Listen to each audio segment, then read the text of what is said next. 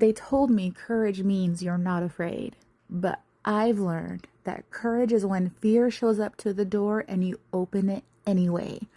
Not because the shaking stopped, but because his voice was louder than the trembling.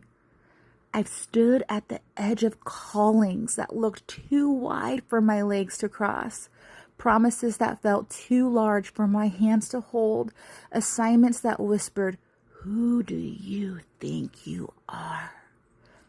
And I had no answer except he called me.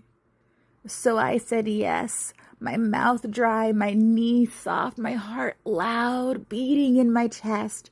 I said yes before the confidence came, before the path cleared, before I felt ready. Because, beloved, readiness is a myth the enemy sells to keep you comfortable in the waiting room of your own destiny. The moment you take that first step, that trembling, imperfect, terrified first step, something shifts in the atmosphere. Heaven leans in, and the boldness rises, not from within your own spirit, but from his spirit, moving through the very marrow of your obedience. Moses had a stutter. Gideon had excuses.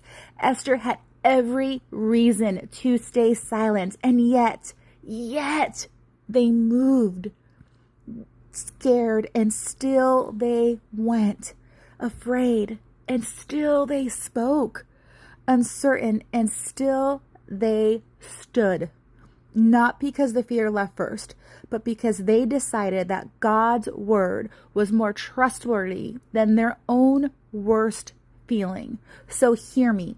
You don't have to have it figured out. You don't have to feel the boldness before you walk. You don't have to see the whole staircase. You just have to lift your foot.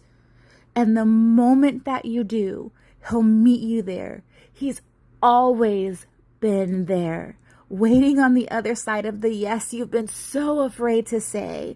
Scared is not a stop sign. Scared is just the doorway to where God shows off.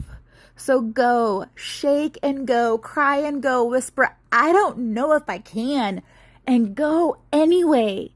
Because the God who called you is the same God who goes before you, walks beside you, and catches you if you fall. He didn't call the fearless. He calls the faithful. And faithful looks like you right now, scared and still saying yes.